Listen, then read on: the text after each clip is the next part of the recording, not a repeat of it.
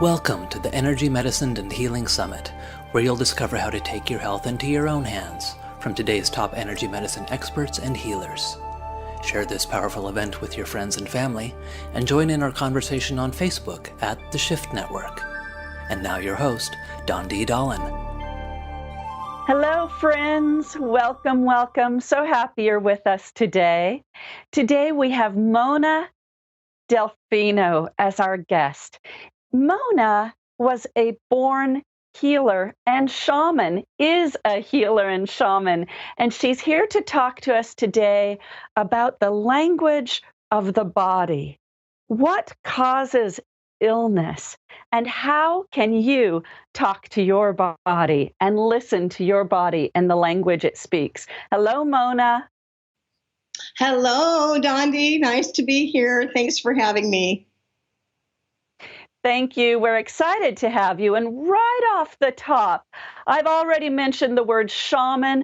I love shamanism, but I do find that some people misunderstand it, and the visions in their head of what shamanism is are often a little bit different about the reality of it. And it's such a beautiful modality, an art and healing method. Can you talk a little bit about being born a shaman? Yeah, I can. Thank you. Being born shaman means that basically for me, I can tell you about my own experience. I was 6 months old when I woke up in consciousness. And what that means is that I was able to recognize everything in the room. And it was like a momentary aha moment. Everything came together when I was a baby.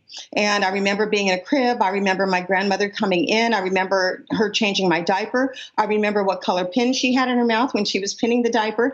I remember the look on her face. I wanted her to look at me in my eyes, and she wouldn't do it. But I found out later what was really going on, and that was that my brother Danny had just died in the hospital in Los Angeles. He was 3 years old, and Danny was an albino, and we had 6 kids in the family. So in my case, what happened was when Danny passed, somehow there was this incredible exchange. I became aware and awake at that time. And that's the place where I call consciousness. I became more conscious in my body. I became more conscious and aware of my fingers. And I knew I was going to use them at that time. I knew why I came back at 6 months old. So for me, it was a little bit different. I don't know how many people actually go through that. I did hear that it's not uncommon as much as it used to be, but it's not uncommon for people to be born with knowledge, especially our children today. But I would say that is my experience of being born into shamanism. Now, how I became a shaman was recognizing that consciousness. Really and truly, it was an awareness, an observation of living.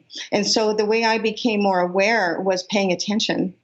And I just paid attention to the things that were going on around me. I was deep. I was a deep child. And I remember a lot of things happening at the same time with my family. And I remember being in tune with it without having to say a word. And that's the essence of shamanism, is being aware, attentive, recognizing in the moment what you're feeling and what you're allowing. And that's a beginning of how people can actually step into that consciousness in a way that makes them feel like they're not alone and that they don't have to buy into everything going on the outside. Because shamanism is directly related to your connection, and your connection to yourself, your connection to your higher self, and your connection to your God. It's very, very important that you understand that it's connection that brings it together. And that's really shamanism. So in my world, I like to call it quantum shaman, because we're learning so much about quantum energy and how energy actually changes like that. It doesn't take much. And in my work, that's what I do. I work with many, many people, and I have for over 40 years, directly related to energy work. And that's what moves a muscle. That's what moves the memory inside of you and inside your entire body, is your connection to the understanding of the meaning behind it and what it is offering you. In other words, every organ in our body has a meaning. Every muscle, every bone, every tooth, every finger. It's like what Louise Hay used to talk about. It was true. She was, I think, our very first medical intuitive that really let it be known that the body is sacred and it has a language. I just completely blew that into a major, major thing for people to help them understand what I know to be true from the people I've worked on and how they've healed. Thank you. Thank you. So you mentioned medical intuitive and Louise Hay, who we all love. We love you, Louise. Talk a little bit about being a medical intuitive and also about illness. You explore illness a lot and the reasons it begins and why people don't heal. Go into that for us. Healing is actually something that anybody can do. It sounds crazy because we're not used to it. We're still in a world that believes in having to go somewhere else to find out what's going on. However, what's really true about it is that the body has a language. My whole purpose for being here is to help people learn that language so that we understand our own power, that we can understand how to do things ourselves. How do we relate to our emotional, our mental, and our spiritual bodies? Because really, if you think about it, it's those bodies that incorporate what's going on in this body. This body is a reflection of your mental, your emotional, and your spiritual concepts. And so I always say, it's the perceptions in your life that can help change an attitude. It can change a physical form if you change your perception. So healing is not terribly difficult, but it does take awareness. It does take not effort, but it takes your ambition and your desire. Your desire will change everything in the body as long as you understand that there's a reason for the ailment. So the ailment can come from, like I said, an emotional cause. A lot of people today are going through a lot of things, Dondi, that are related to pain in their own soul, things that have happened. We have had so many incarnations. And right now, in this beautiful world that we're in, I don't care what's going on out there, what's really happening down deep is that we are being thrown into a position of having to think for ourselves, to feel for ourselves, to recreate for ourselves, and to become ourselves. And that's what's happening. So it's exciting, but at the same time, it's going to take a lot for us to be able to really understand how to love that person, even though you're going through challenges and you might be doubting yourself. But truthfully, what's happening is you're being encouraged. That's how spirit works. It works in the world of challenge in order for us to be able to establish something much greater, because we're actually becoming more of who we really are. And one day when we're on the other side, we're going to know it. And we're going to realize that a lot of these things that are happening today aren't really going to matter as much when we're on the other side, because really it's all about love. And it comes right back down to love. It sounds corny, but it is so true. The heart generates the entire feeling around your electromagnetic field, which is 2.5 to 3 feet outside of your body. So your heart is what's going to dictate what your future will be. Your feelings and your desires are actually going to be a part of that healing, but they're also going to be a part of the stuckness. So if you feel stuck, a lot of it is the way that you were perceiving a situation that happened a long time ago, but it never got out of the body because at that time it was a challenge that you didn't want to have to face. And that is anything from being told that you were ugly to having a car accident that almost killed you. It can be any range of trauma, but it doesn't have to be a big thing. It can be something that you tried to ignore, but it never left you. These are the things that make us later on have to deal with something within ourselves. Every diagnosis that is out there has a reason. Every autoimmune dysfunction has a purpose. And I've been able to tap into those reasons for the people that I've worked on, and people have healed because they get taught what caused it in the first place. And it's a big deal because we don't like to hear the reasons a lot of times. It can make us feel bad if we realize that, Alzheimer's or Parkinson's really has a reason behind it, which is what causes the physical body to react the way it does. So in energy, there's always an action and a reaction. Okay, so that's what we're learning here. We're learning how to react to a form of an action that has either happened in the past or that's happening today. You're constantly creating. And if you recognize that your reaction can be a part of what you have been learning all along, and then you don't hurt yourself by saying, I should have known that, I should have done that, why didn't I, etc. Why am I not loved as much? You can put yourself down till the cows come home, but that's not going to do you any good, because that's not going to help your body to recognize the more important parts of what it's asking for. Your body is looking for a host. Every single day, you change your system. Every day, you've got new blood cells coming in. You've got your red cells, you've got your white cells, you've got everything happening. The system is constantly working. When we're sleeping, it works even more because we're finally out of the way. We're finally resting. And so the body can do its function. But this is what's so important, is that life is interconnected with everything. It's interconnected with your dreams, your thoughts, your actions, your reactions, the way that you think, the way that you release things. Giving and receiving is a real big part of energy. How much does somebody really receive if they've been taught only to give? You see, I'm trying to help teach people that we're not about the past. We don't have to be servants of something we're not aware of. But what we do need to do is to recognize being in the moment and know that what we're doing and how we're acting in our own life is going to reflect in your physical body. That's really what happens. And so that's why it gets more detailed, of course, when you talk about your immune system, your endocrine system, your nervous system, the lymph glands. Most important right now is the adrenal glands. That is what's getting people very, very uptight. Your adrenal glands are responding to what we call a fight or flight syndrome.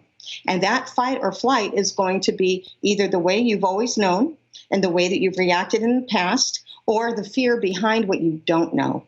And most people are doing that today, with the ones that I'm seeing anyway, is having to do with the fear of not knowing. And this is what is hurting the mind, because the fear that's related to the not knowing makes it harder for people to actually trust life. And life is about trusting. It's about going into the womb or the belly of the puma and really listening. That's what shaman recognize what the earth has. They recognize how to talk about the animals and how the plants feed us. Everything that's related to the natural beauty of this planet is actually shamanism. So it's tuning into those things. That's why people get excited when you talk about totems. They go, oh my gosh, that makes so much sense, because it does. Animals actually have a spirit, and that spirit is related to us. So in Hawaii, for example, we have what we call an amakua. Okay, amakua is what is your totem. And in Hawaii, it'll either be a shark, a whale, a turtle, an owl. They're much more simpler. But it's beautiful because everybody has something that they can relate to. And so when you find your jazz inside, you find something that really makes you passionate, you can find out what kind of animal that you are relating to. And in shamanism, that's what we do. For example, I'm eagle. And my mentor, who I had for 12 years, I was so fortunate to have Karen Land. She was a Cherokee. She taught me for 12 years more about who I was. And yes, it wasn't easy. I was in the hot seat more times than I can tell you. But that taught me how to behave, how to recognize, how to listen, and how to change my old ideas from old religional aspects to where I am today. And that has opened me up to the world. So we used to talk all about these things that made sense back in the 80s. And so I feel very fortunate that I can teach a lot of that today, as well as look into somebody to their soul, because I can see right through to the soul. Mona, I would like to go back to something you said, and that's about the reasons for illness. But I also would like you to talk a little bit about autoimmune. You mentioned autoimmune illnesses. And in a very practical way, if somebody is watching us today and dealing with, let's say, multiple sclerosis, and they're Mhm. thinking, well, what are my reasons for multiple sclerosis? Why would I have gotten this? Could you just talk practically about the reasons and what you call themes in autoimmune illnesses? I'd be happy to, honey. Thank you for asking me.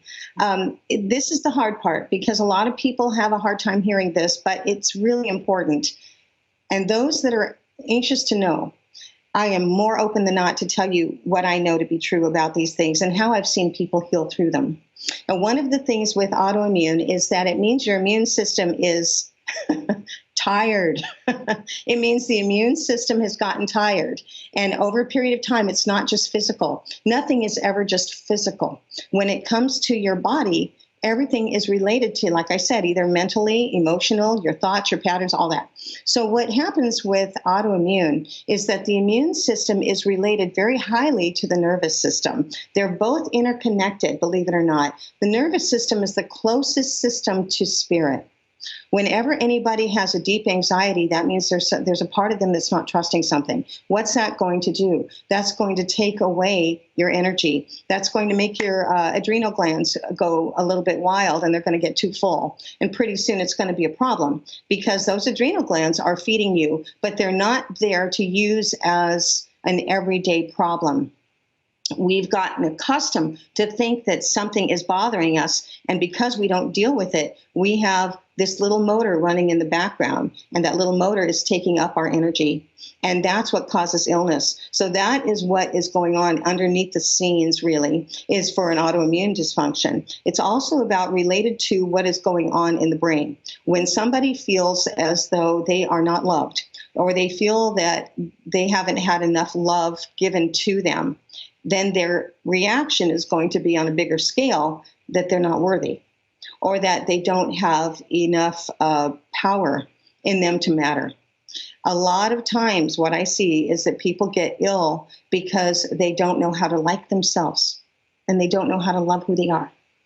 So it's a matter of understanding that down deep inside, that is the ticket. You learn to love yourself. Now that's not easy. You know, we used to say that that's the hardest thing in the world to do, but it's the easiest thing in the world to do.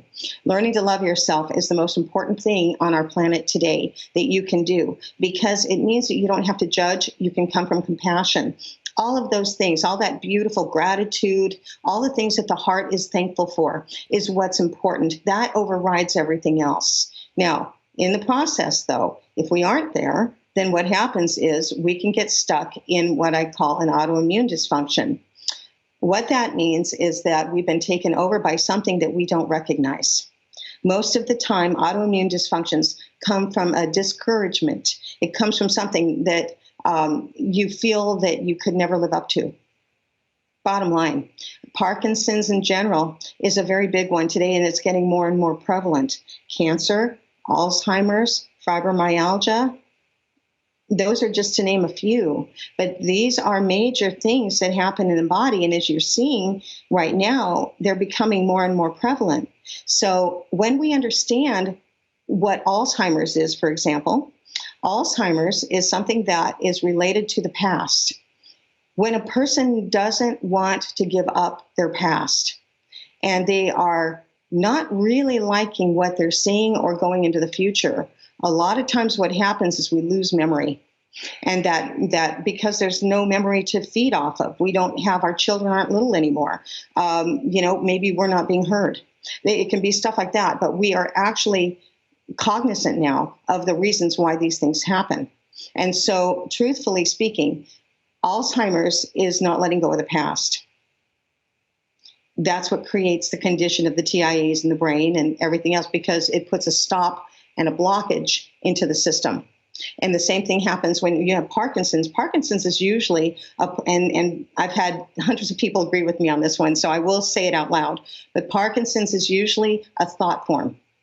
The thought form is related to not feeling that you've gotten enough in life and you put everything out there on the line. Maybe you had a business that you had for 45 years and you didn't get much of a retirement.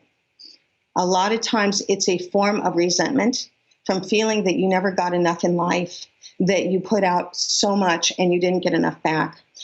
This can relate to backing up in the nervous system. In other words, not feeling like the flow is happening in your life. And this is what happens. The body actually listens to that. And so it thinks it needs to do that. Like I said, the body is looking for a host, and the host is going to be your thoughts.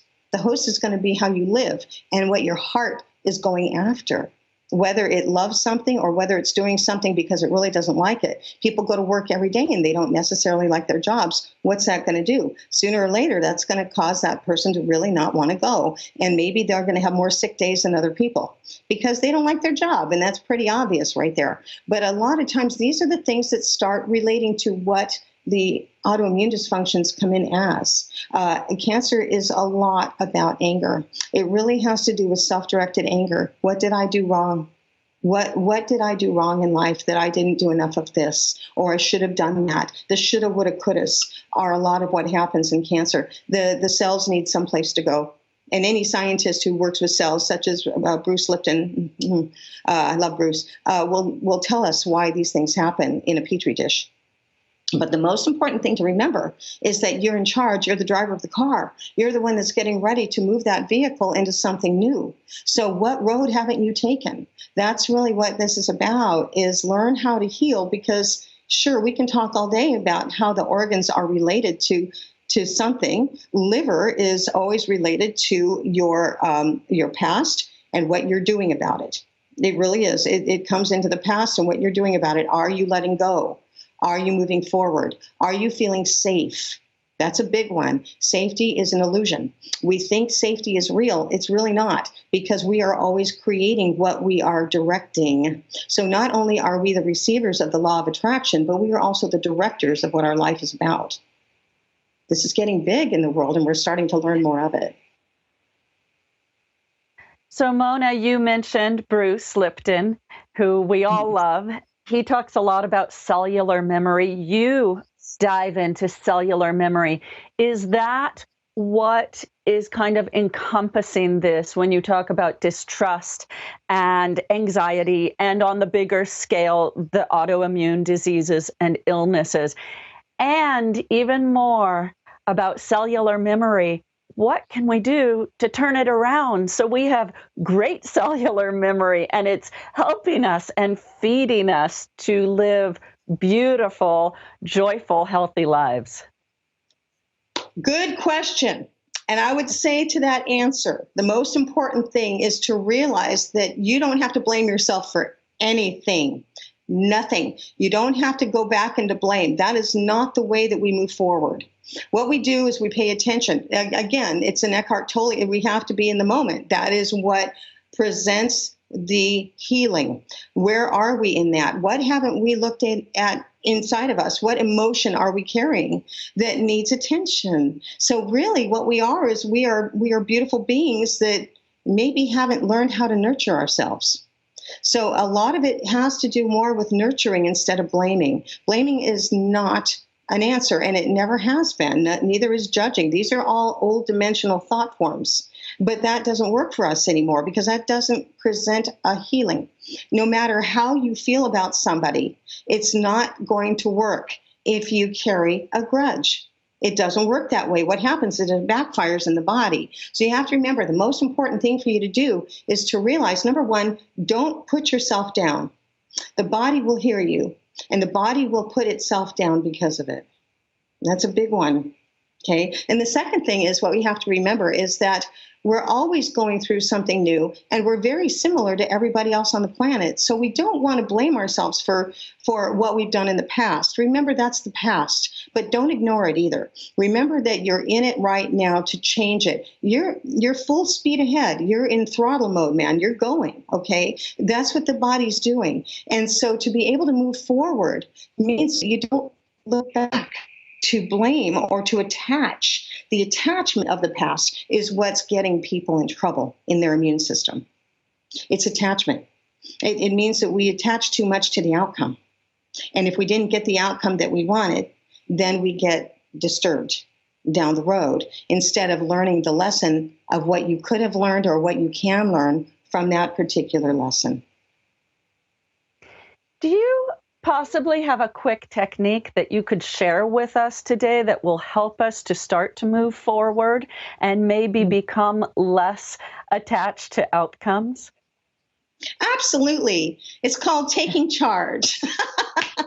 And, it's really easy. There's a lot of different things we can do here today. But because of our timing, I'd like to go ahead and do the energy ball with you, because the energy ball, oh, everybody loves this one. And so this one is because you can feel it.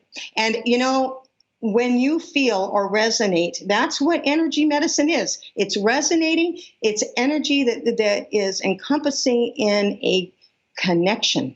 Where two or more are gathered, it's always a connection base. And in that connection, we can develop something new. We become whole through connection. So this is called the energy ball. And what this does is this helps you to alleviate any feelings that you've had that maybe feel a little bit sad or negative, or maybe you're too engulfed in what's going on in the government. It can be anything that's going on in the world or even in your own family. So here's my suggestion to take your power back. You take your hands and you put your hands about this far.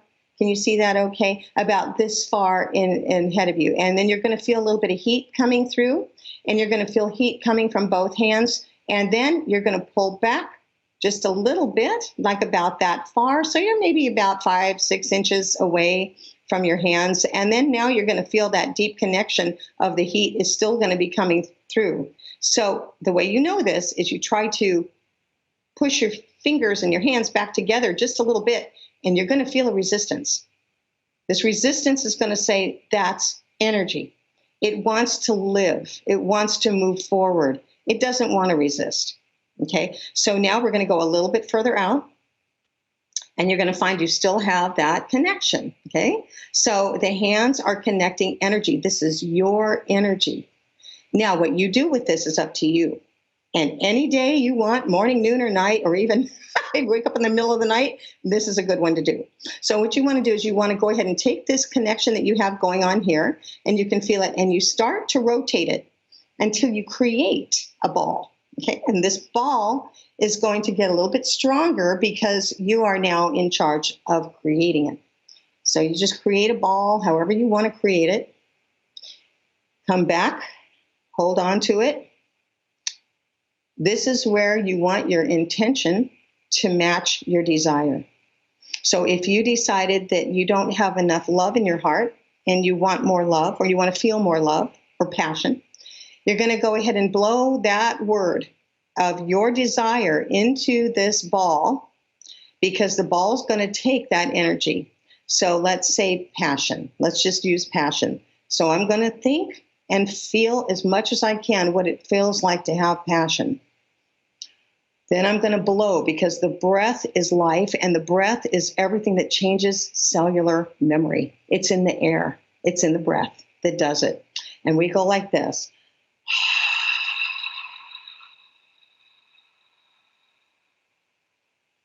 Now you're blowing in passion. Some of you are going to want to say the word out loud.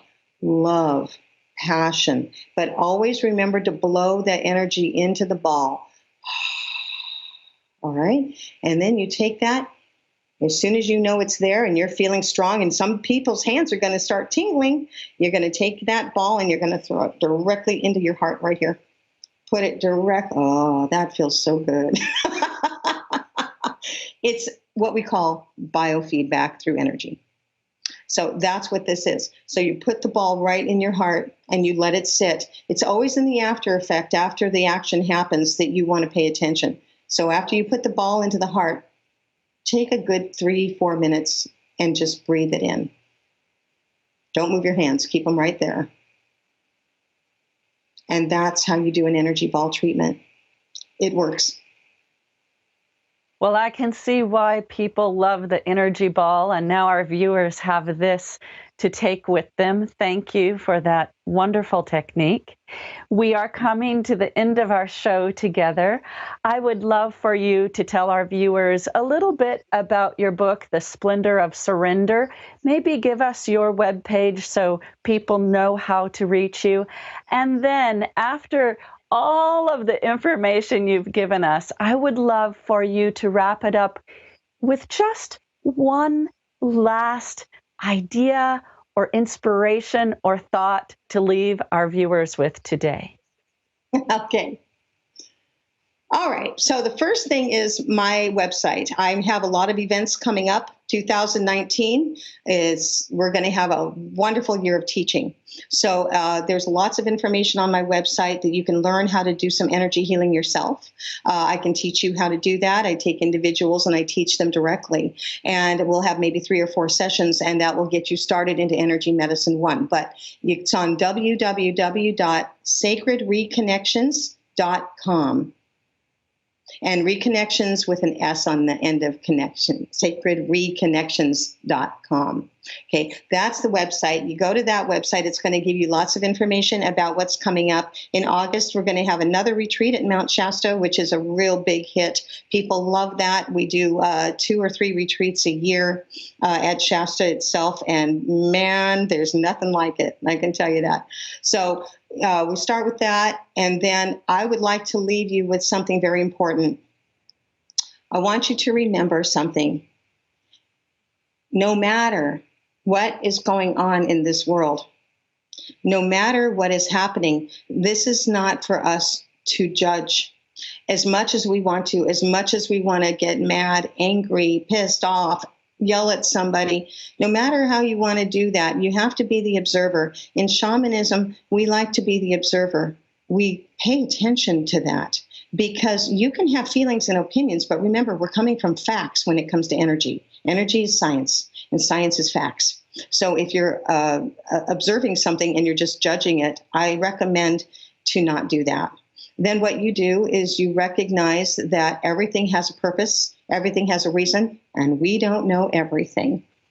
So we're ready to find out, and we're ready to learn more about that by recognizing what we are capable of doing within us. Your energy, what you do, what you say, I don't care if you're bedridden or if you're a marathon runner. No matter who you are, it's always going to affect the rest of the world. So remember how important you are, because they say even the butterfly wings that are felt on one side of the world will be felt on the other. So it's very simple. Energy constantly keeps moving. So you're not alone, and there's many, many people like you out there. So love yourself to the best that you can, and remember what you do for you is what you're doing for the world. Mona, thank you for your wisdom today. Thank you for this time you have given us. And thank you to all of our viewers. And we will see you again soon. Thank you, Dondi. Thank you very much. It's a pleasure to be here. Thank you for joining us for the Energy Medicine and Healing Summit, brought to you by the Shift Network. You can add every teaching and transcript to your personal library by visiting energymedicinesummit.com/upgrade. To learn more about awakening to your full potential, and together co-creating a world that works for all, visit theshiftnetwork.com. Thank you again for joining us and for sharing this life-changing information with your friends and family.